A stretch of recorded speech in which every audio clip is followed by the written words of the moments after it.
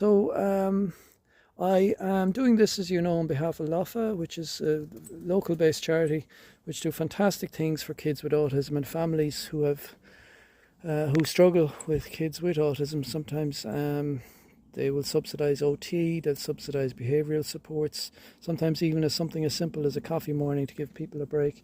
They do that too. There's no overheads, so sometimes if you're contributing to a charity, you don't know if it is you're paying somebody's wages or admin or whatever, but not in this case. Everything goes directly. I've seen what they do. I've seen how they help families, and I'm happy to be associated with them. Now, I've been listening to the radio while I've been on my travels today, and there's been an awful lot of talk about autism. I've no medical qualifications to talk about it, but what I can say is a number of things. I've worked with kids with autism for 36 years, almost every day, and so you learn a thing or two in that time. But and you learn that what you do learn is that however much you think you know, you don't. So the one thing I can give are a few facts around this thing. One is that Mr. Trump has a record of coming up with simple solution to complex problems. If you remember such thing as hydroxychloroquine, a medicine which he touted for as being a cure for COVID, which of course wasn't, but the price of that, the share in that medicine rose pretty quickly and money was made.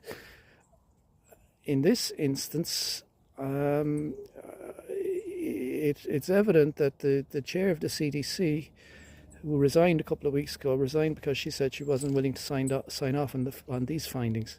And she testified before a Senate Judiciary Committee to say that the HHS secretary, which is Robert Kennedy, told her that he would fire her unless she was willing to sign off on this. She said she wasn't because it didn't have the data or it didn't have the science behind it.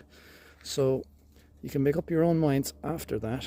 What I do know is it's a terrible thing to place on families this idea that somehow something that they did or something that they took,